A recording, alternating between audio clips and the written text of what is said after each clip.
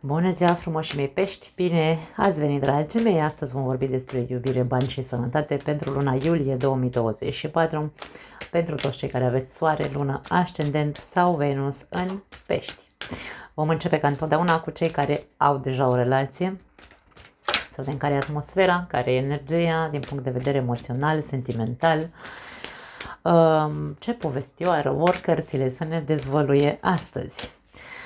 În descriere vă las minutul exact pentru fiecare dintre aceste trei categorii și începem să vedem peștii care au o relație luna iulie 2024. Iubire, ca să fim concreți.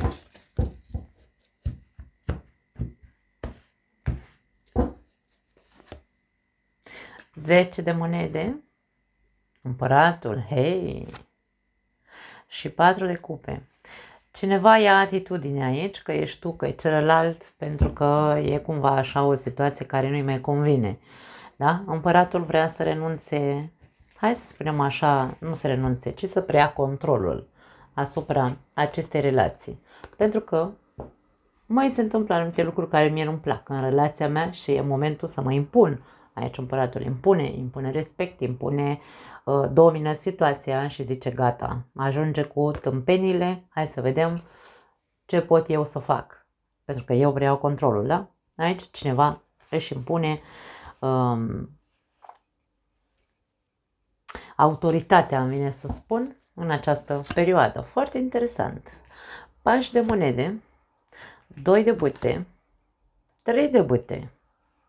Toți acești pași pe care îi faci de a prelua controlul, că ești tu, că e celălalt, cel care face acest pas,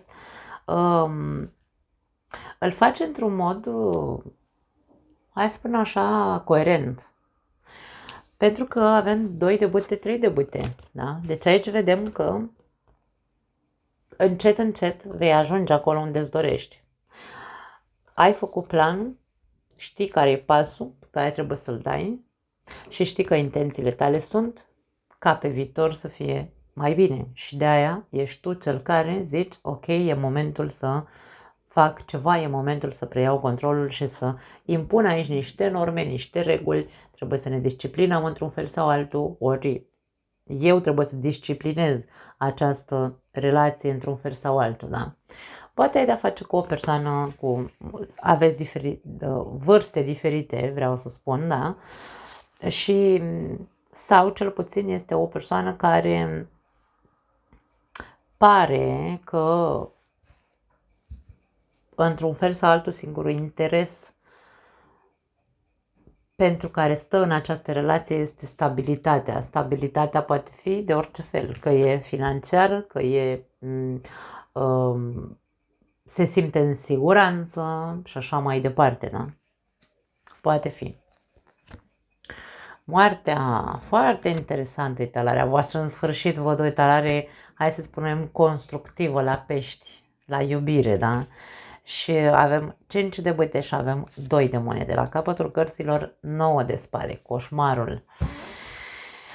9 de spade, as de spade. Ai înțeles ceva în ultima perioadă. Ai înțeles că e momentul să se termine coșmarul pe care îl trăiești. Poate ai ceva vreme de când ai tot evaluat lucrurile aici. Mie îmi lasă impresia că unii dintre voi în ultima perioadă, în ultimile luni, cel puțin, nu știu, hai să spunem așa,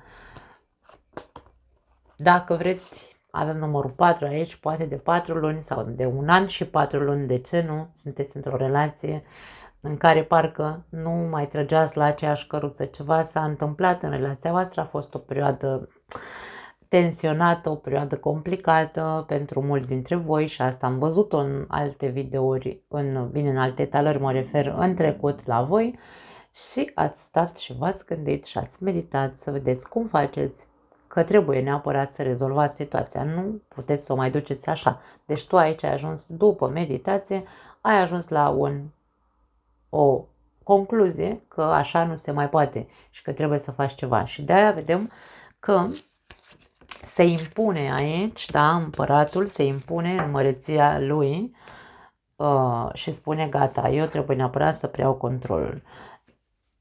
pașii tăi, cum sunt foarte strategici și foarte realiști, pentru că tu nu mai vrei să trăiești pe viitor ceea ce ai trăit până acum, duce, hai să spunem așa, la o... E momentul să se schimbe situații într-un mod conștient. De aia spun că cel care preia controlul în această perioadă este cel care, să zicem așa, ghidează cum și ce schimbări trebuie să facem în relația noastră sau în felul nostru de a fi, ca această relație să se echilibreze. Ca să se schimbe situația, tu știi că în primul și în primul rând toate diferențele pe care le aveți între voi, că sunt diferențe de vârstă, că sunt diferențe de, nu știu, ce caută fiecare dintre voi în sau la partenerul de lângă el, dacă celălalt este o persoană care se simte în siguranță lângă tine sau stă din cauza părții financiare sau stați pentru că aveți un copil în comun, atenție, ar putea să fie și asta, da? Deci tot ceea ce tu faci prin preluarea acestui control, faci pentru că e ca și cum să fie bine pentru toată lumea. Nu contează de ce stăm în relația asta, important este să încercăm să fie bine, să schimbăm placa într-un fel sau altul la care între diferențele dintre noi doi, să ajungem să avem conversații coerente, pentru că până acum n-am făcut decât să, nu știu, să tragem unul în hăi, unul în cea, nu ne înțelegem, vorbim aceeași limbă, dar pare că vorbim limbi diferite, deci aici tu știi foarte bine care este următorul pas pe care trebuie să-l faci și știi foarte bine cam ce vrei și cam ce nu mai vrei în relația ta pe viitor. Da? Și aici e vorba despre, probabil, nu aș spune un ultimatum sau e un fel de tratat. Domne, eu preiau controlul pentru că am niște planuri și planurile mele nu au de-a face cu un refuz. Planurile mele nu au de-a face cu a mă contrazice. Și nu vorbim aici că mă impun din ego, ci mă impun pentru că vreau să rezolv o situație. Da? Vreau să reechilibrez relația sau vreau să ajung la un pact cu partenerul de viață, să vedem ce facem, pentru că mie așa nu mai îmi convine să trăiesc pe viitor. Atitudinea este una foarte bună aici, da? Se impune foarte mult respect cu împăratul și împăratul spune, uite, eu am planurile respective pentru ce? Pentru relația noastră, da? Nu accept un nu. Și, deci, dacă suntem doi într-o relație, nu trebuie să tragem unul, da? Deci avem aici doi și doi, da? Două persoane mă refer aici. Nu accept, împăratul e foarte categoric, nu accept tu să tragi în stânga și eu în dreapta pentru că nu se numește relație. Da? Planurile mele sunt să rezolvăm aceste conflicte dintre noi, să rezolvăm diferențele dintre noi, ca să putem să ajungem, bineînțeles, să ne schimbăm fiecare dintre noi atitudinea în ceea ce privește cel din fața noastră. Da?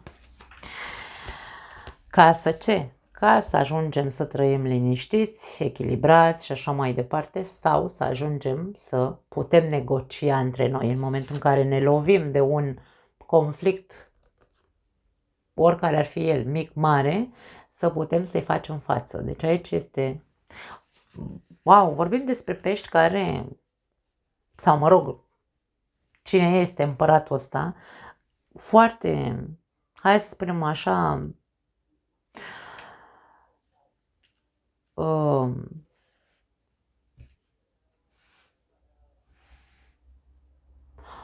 știe foarte bine ce are de făcut. Foarte bine știe. A ajuns aici la o limită și a ajuns aici la o concluzie, pentru că nu e de acum, deci treaba durează, meditația ta durează de ceva timp.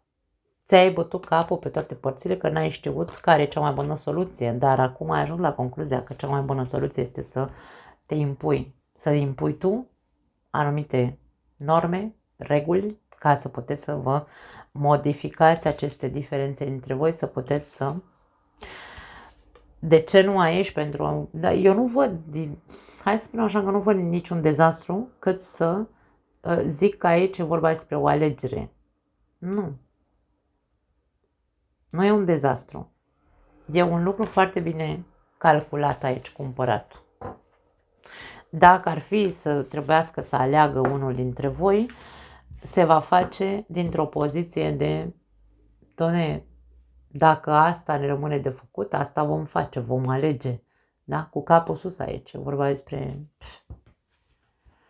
respect, foarte mare respect de sine.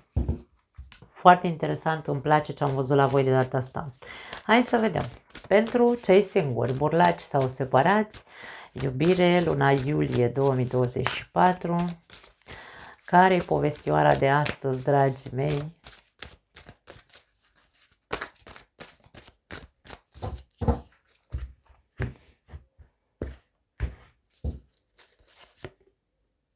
Trei de cupe, 7 de cupe, 9 de cupe. Hei, a scăzut în butoiul cu melancolie. Ce ați pățit aici?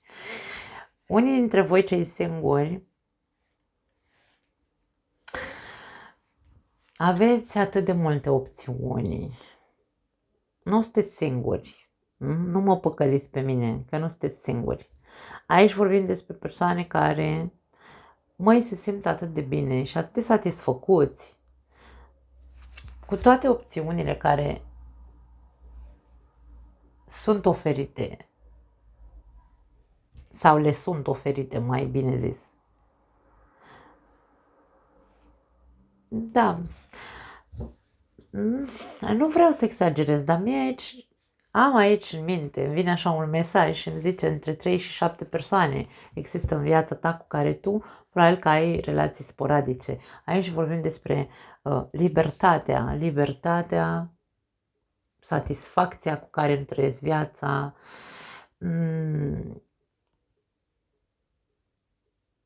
Asta pentru unii dintre voi. Pentru alții dintre voi, atenție că există posibilitatea ca imaginația voastră să vă ducă pe cărări, să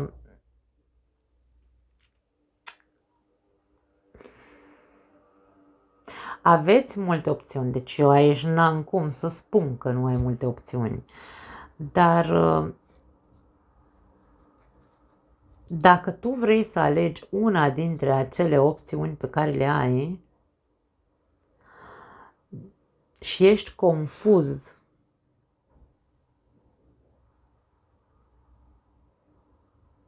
aș spune nu alege nimic în momentul de față. În principiu asta îmi vine să spun. Hai să vedem ce este în continuare. 7 de spade, da. Nu-i momentul să alegi. Caleașca. 6 de băte.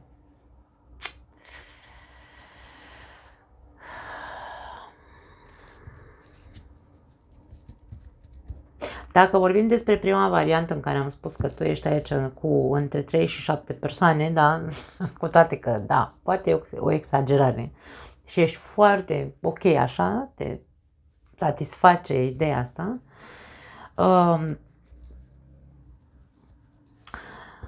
aici este lipsa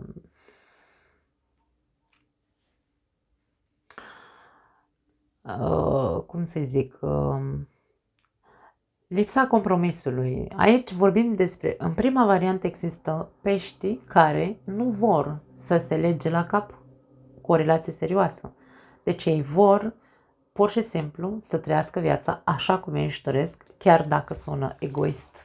Nu trebuie să te simți judecat și nici nu trebuie să judecăm persoanele care nu vor, Doamne, să se compromită. Care e problema? Acum, pentru cei din a doua variantă aș spune că sunt cei care sunt eterni îndrăgostiți, care se îndrăgostesc foarte repede și aleg foarte prost. Din multe opțiuni pe care le aveți, alegeți greșit întotdeauna. De ce îmi vine să spun că alegeți greșit? Pentru că vă grăbiți.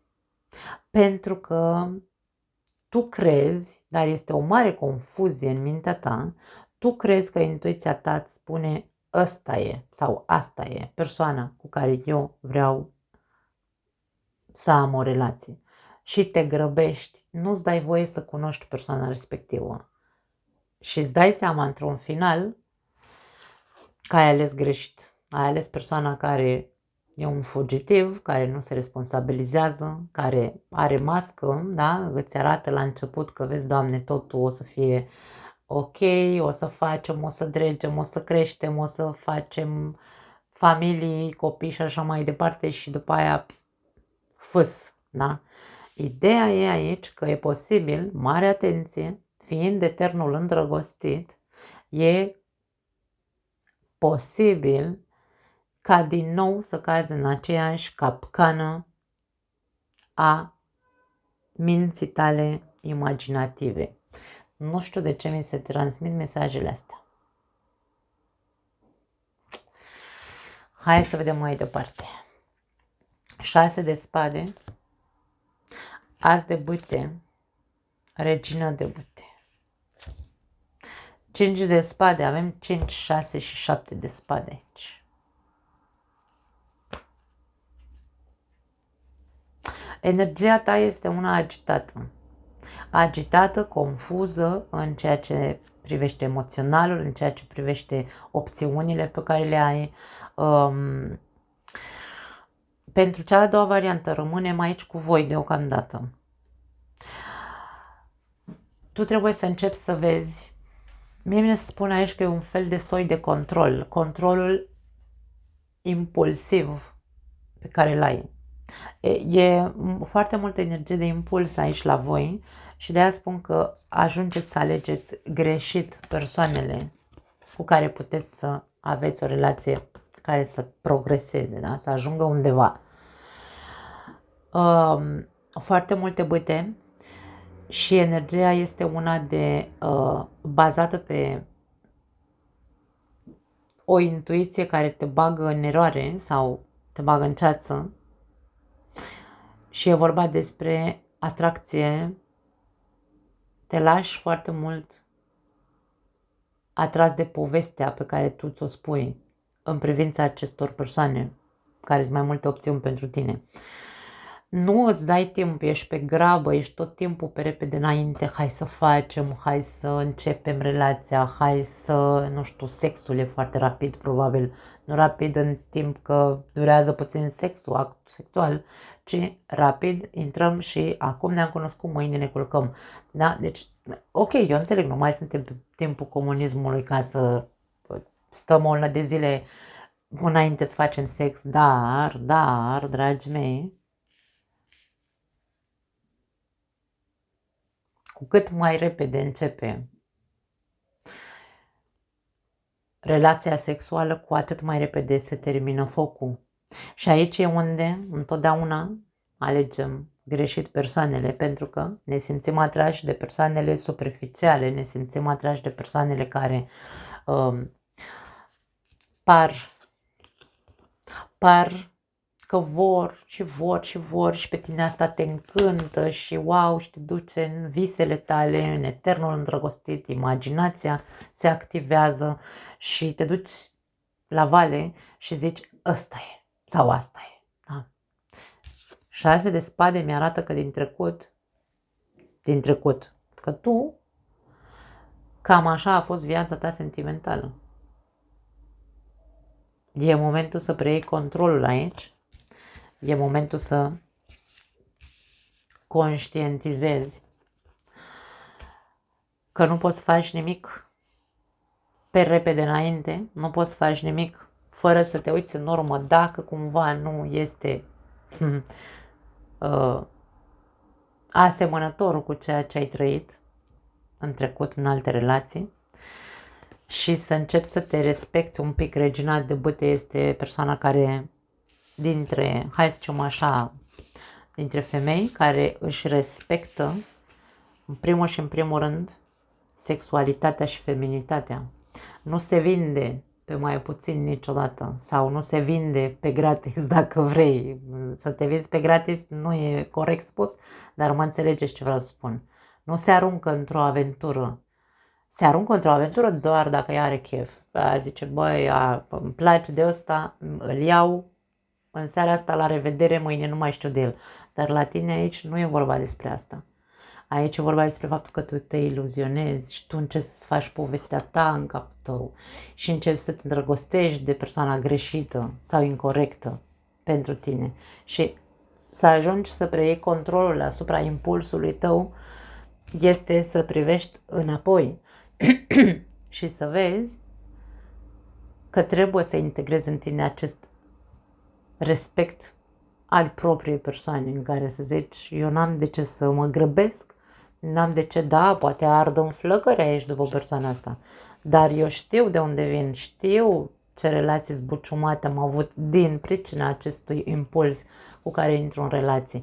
E momentul să încep nu neapărat să mă stăpânesc, da, poate fi, mă țin în frâu, de ce nu? Aici tu ai controlul asupra hățurilor, această persoană nu are mâinile pe hățuri, ci cu mintea controlează, totul este din minte.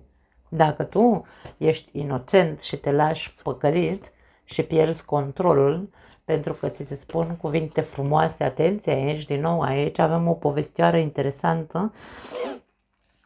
Dacă tu te lași păcălit de primul care intră în viața ta sau prima care e așa o mironosiță din aia care te atrage de nu mai știi de capul tău și îți zice că ești bărbatul ideal și că ești bărbatul pe care l-a căutat întotdeauna și cazi în plasa acestei persoane, atenție mare, pentru că e controlul, da?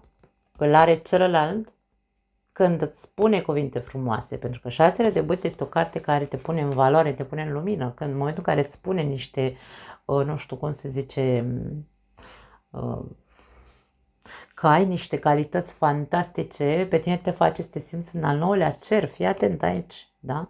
Deci asta e linia care s-a format și te face să te simți, wow, nimeni niciodată nu mi-a zis așa ceva, eu gata, m-am îndrăgostit, este ea, este el. Și aici intervine construcția pe care începi să o faci în mintea ta și dorința pe care tu o ai să se întâmple totul foarte repede, să se înceapă relația. Și în momentul în care se începe relația, poate, pentru că aici avem conotația trecutului, că ai mai trăit așa ceva, în momentul în care începe acea relație, dintr-o dată te trezești în același punct pe care l-ai mai trăit deja, da? În aceeași relație. Această persoană o să-și arate adevărata față sau te-a avut și a dispărut, ori o vei descoperi că mai are și alte relații în afară de relația cu tine, deci aici există ceva ce tu deja cunoști și doar în puterea ta stă, să schimbi această situație. Nu pot să zic altceva. Ai toate șansele să cazi din nou în aceeași capcană în care te învârți de ceva vreme, da? Atenție la imaginație.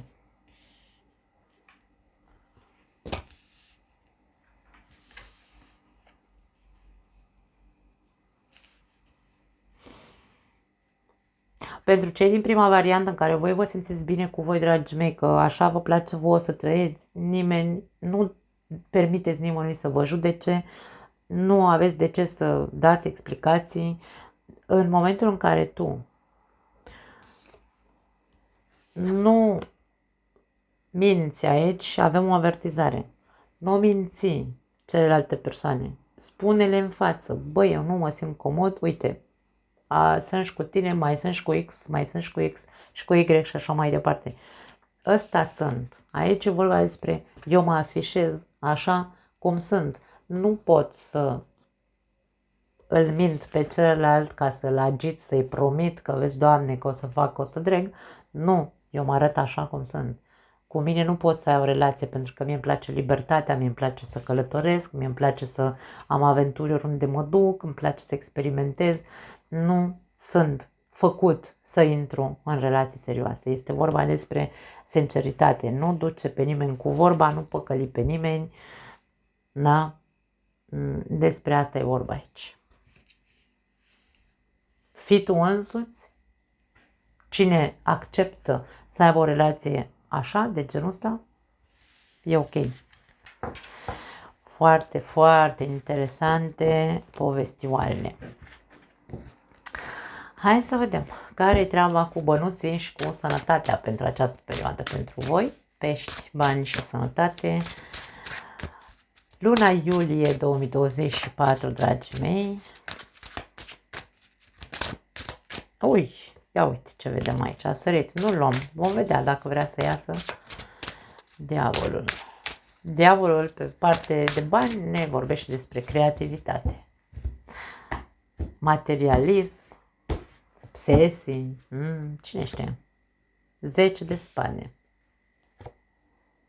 Spânzuratul, rege de cupe.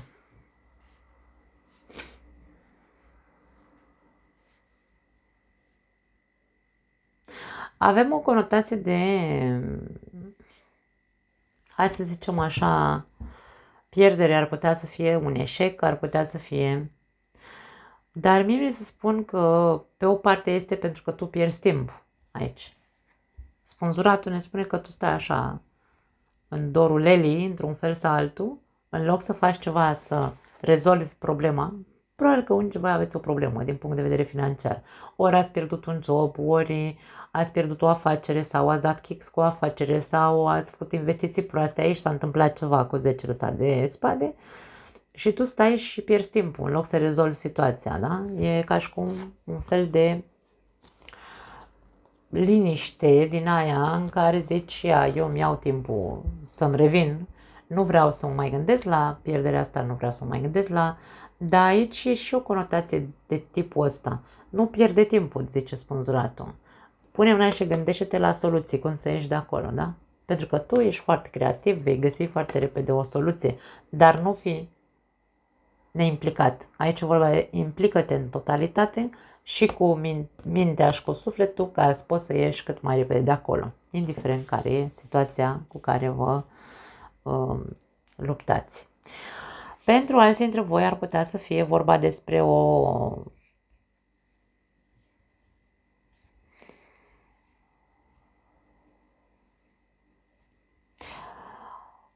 poate fi o trădare din partea unei figuri de autoritate, poate fi un șef, poate fi un, nu știu, un partener de afaceri, poate fi o... Și tu încerci să înțelegi ce a fost în mintea omului ăsta de a făcut trăznaia asta, da? Deci aici poate fi și asta pentru alții dintre voi. Hai să vedem mai departe. Azi de cupe, Marele Preot și Regina de Spade. Pentru unii dintre voi poate fi problema asta pe care o aveți cu 10 ăsta de spade, poate fi ori ar putea să fie că ați fost refuzați sau nu, vi s-a refuzat un proiect, vi s-a refuzat un contract, vi s-a refuzat o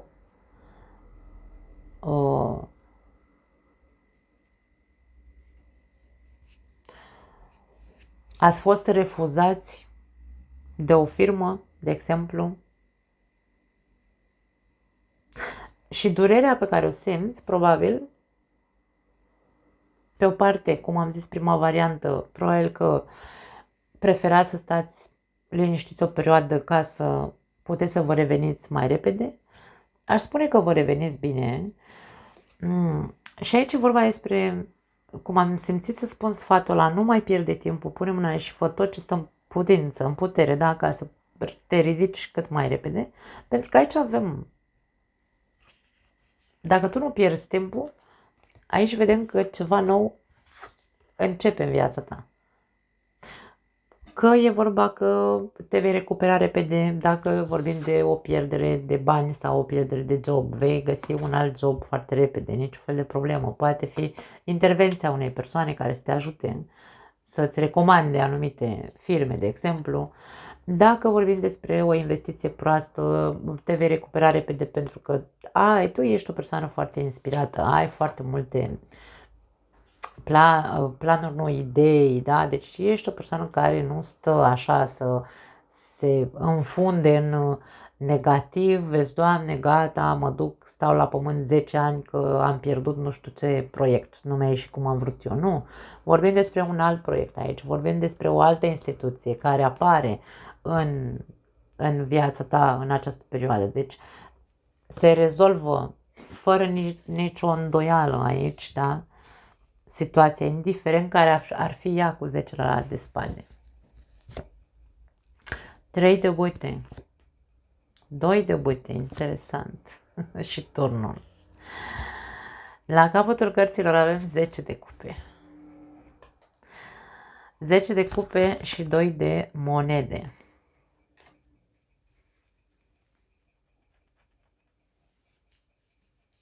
Poate sunt momente în care nu te simți foarte sigur pe tine că o să reușești să ieși. Aici e vorba despre orice. Sunt cumva probe sau lecții, îmi vine să spun, da. Orice s-ar întâmpla pe plan financiar, orice tip de pierdere ai avea, orice tip de, nu știu, proiecte care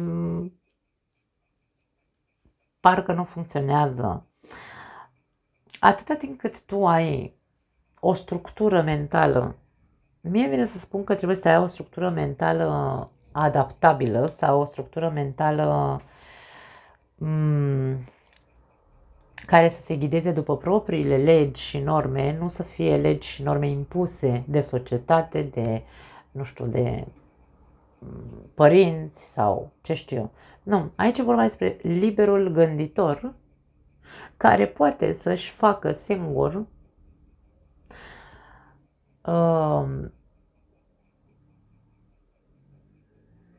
prin propriul mod de a gândi să-și construiască sau să distrugă proiecte, joburi. E vorba despre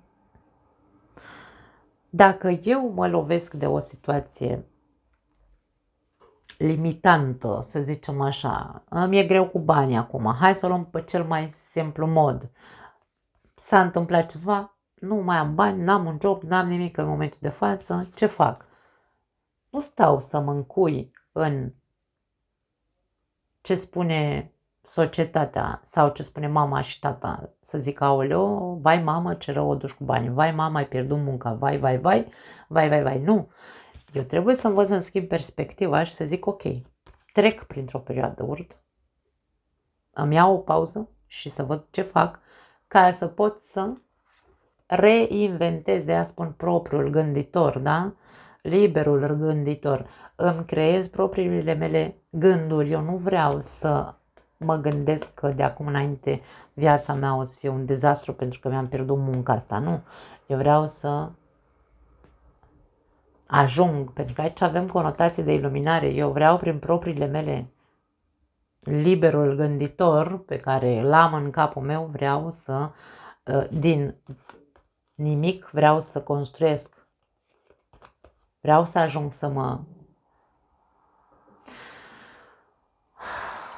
să pot să mă inspir singur chiar și atunci când îmi este mai greu. Da. Foarte filozofic aici la voi. Eu aș spune că ce vrea de fapt această talare să ne zică este că atâta timp cât tu ești flexibil, știi cum să îți schimbi modul de a privi mai repede, vine să zic, nu de a gândi, modul de a privi pierderea sau pierderile. Și mintea ta este clară și sigură, pentru că tu știi că ești o persoană creativă, tot ceea ce tu creezi într-un mod foarte, hai să zicem așa, ca la carte, dacă vrei, și gânditorul de mine își schimbă perspectiva și nu se gândește că aoleu, ci se gândește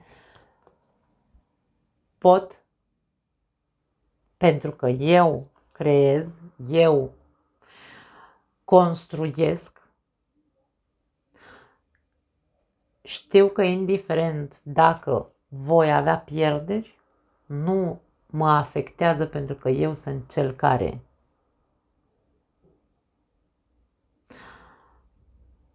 Eu sunt creatorul, îmi vine să zic. Aici nu e vorba despre ego. Să nu ne înțelegem greșit.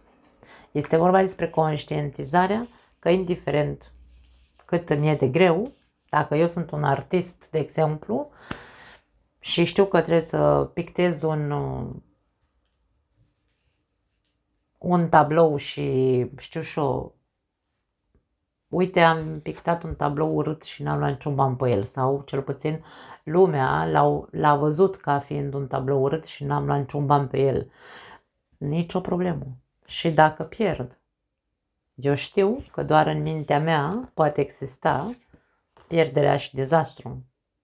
Pentru că eu sunt cel care pune pe sticlă tabloul respectiv. Nu mi-l pune altcineva.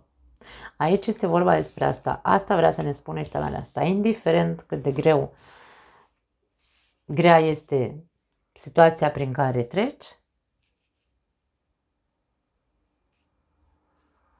este proba sau ești pus la probă să poți să crezi cu adevărat în tine și în propriile tale norme și reguli, ca pe viitor, indiferent ce se întâmplă și orice plan îți faci pentru viitor, indiferent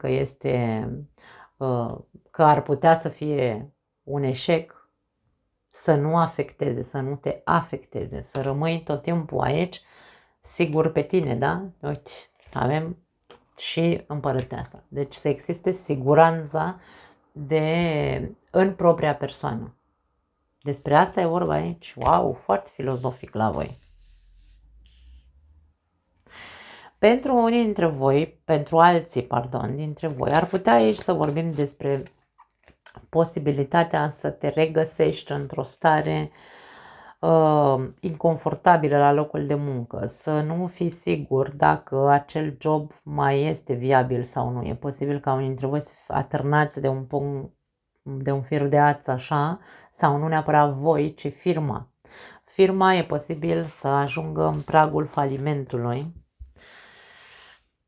Nu e vorba de faptul că ar putea să vă afecteze personal pe voi decât, da, ok, o să am o pauză aici pentru că, dă firma faliment și dă pe toată lumea afară, da.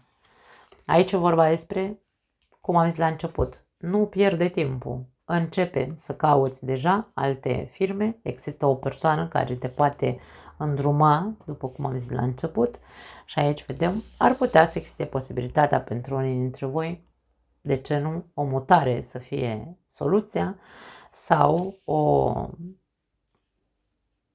inclusiv o plecare în străinătate ar putea să fie. Din punct de vedere al sănătății,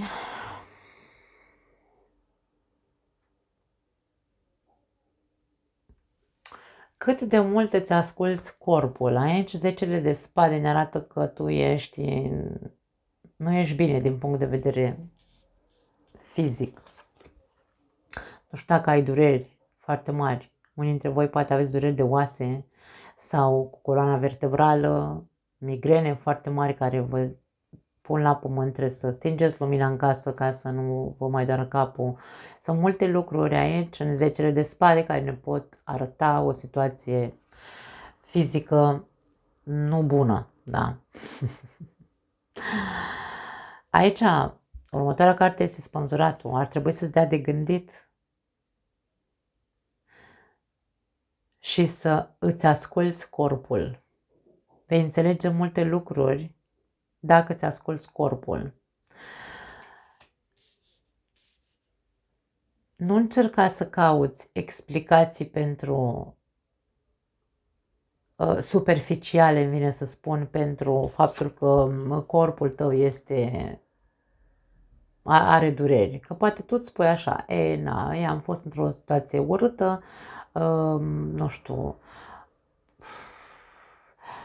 a trebuit să fac niște sacrificii, să suport niște lucruri și normal că și corpul meu începe să... Aici e un fel de somatizare, atenție. Este o chestie psihologică. Tu probabil că nu-ți dai seama și de-aia nu-ți asculți corpul și ar trebui să-l asculți. Probabil că unii dintre voi Ce trebuie să înțelegeți aici cu spânzuratul este că corpul ne vorbește. Corpul trebuie îngrijit și iubit sau respectat, dacă vrei. Eu n-aș spune aici că vorbim despre o boală de sănătate care te-a pus la pământ. Este ceva ce se întâmplă în corpul tău în care tu trebuie să începi să observi într-un mod foarte profund. Da? Poate că n-ar strica să vă faceți niște... Eu aici simt o chestie psihologică. Am și marele preot aici, am și asul de cupe aici. Nu ar strica să faceți terapie. Pentru că sunt boli care se instalează în corp din cauza, cum se zice, reprimării, nu? Pentru că aici, cu turnul ultima carte, e posibil să recidiveze ceva.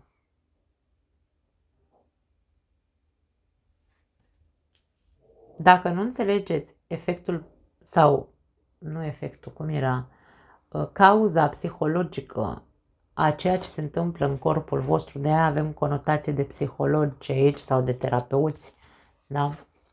Dacă nu înțelegem cauzele psihologice ale durerilor pe care le avem în corpul nostru, e posibil ca dezastrul să fie și mai mare, adică să se extindă acele dureri pe în mai multe locuri ale corpului, dar în același timp, dacă facem terapie, să înțelegem boala care s-a instalat în corp și cauza ei psihologică, aici vorbim despre aha-uri și aha-uri și în sfârșit înțeleg de ce, Domne, atâția ani de zile pe mine m-a durut coloana. Înțeleg de ce atâția ani de zile eu n-am putut să stau cu lumina aprinsă în casă din cauza durerilor de cap. Înțeleg multe lucruri pe care, până acum, dacă nu am prestat atenție corpului meu, durerilor mele și nu am înțeles că există o cauză psihologică în spatele acestor dureri, acum e momentul să fac investigații și acum, dacă merg la terapie, voi avea multe aha-uri. Da. Atenție pentru alții dintre voi, dacă aveți de făcut călătorii, avem conotații de călătorie și avem conotații de accidente, nu cu mașina, nu sunt terestre, ar putea să fie din senin, pur și simplu. Aici avem fracturi. Ce să zic, ar putea... Am munți aici, în cărțile astea.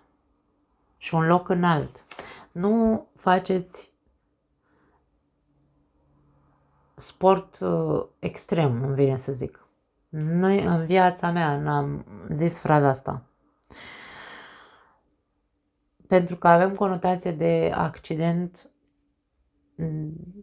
de oase rupte. Nu vă urcați pe munte, pentru că e posibil aici unii dintre voi să vă fi făcut planuri să plecați la munte sau, nu știu, în altă țară unde să escaladați, nu știu ce vârf, habar n-am.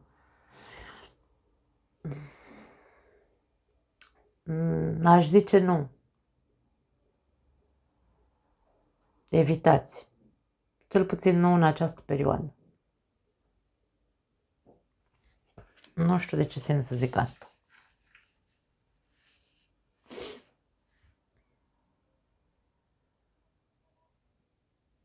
Sau orice tip de sport extrem.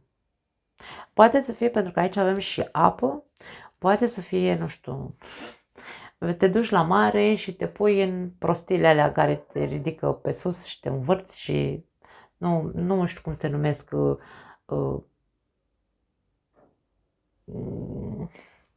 ăla care îi trage de barcă ca un fel de surfer, nu știu, sunt chestii de astea de de la plajă, nu? N-aș spune că ar putea să fie ceva foarte ieșit din comun și foarte grav, dar, na, poate te alegi cu o mână ruptă, cu un picior rupt, nu știu, habar n-am, tu știi. Nu riscuri, îmi vine să zic, pentru că tur nu poate fi. Dintr-o dată mi se pune pata și zic, da, eu vreau să mă arunc cu parapanta, nu știu, habar n-am. Da, nu știu, totul mi iese habar n-am. Aici e o chestie de mare atenție la cam ce îți vine în minte să faci, în cazul în care aici vorbim despre planuri de sporturi extreme. Vezi ce îți trăznește prin cap, că mai bine stai cu minte. Da? Cam asta e ceea ce simt să transmit pentru unii dintre voi.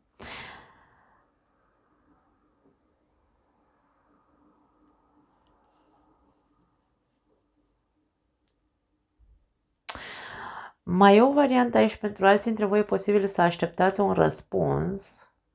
Nu știu, poate aveți de făcut o radiografie. E legat de oase aici, la unii dintre voi, mult pe oase. Poate ați avut o fractură în trecut și acum, nu știu, sau v-a operat nu știu cât, acum ceva timp. Și e posibil să vă facă o radiografie sau să așteptați răspunsul unei radiografii și aici să vorbim despre un răspuns negativ. E ca și cum nu s-a sudat, domne, acolo, da, trebuie să deschidem din nou operația, trebuie să... E o chestie de genul. Dar răspunsul poate fi unul care te dă peste cap. Nu, ceva nu s-a reparat. Da. Cam asta e ceea ce... De-aia simt aici recidivează ceva pentru unii dintre voi. Da. Nu mai am altceva. Vă pup. Ne vedem data viitoare.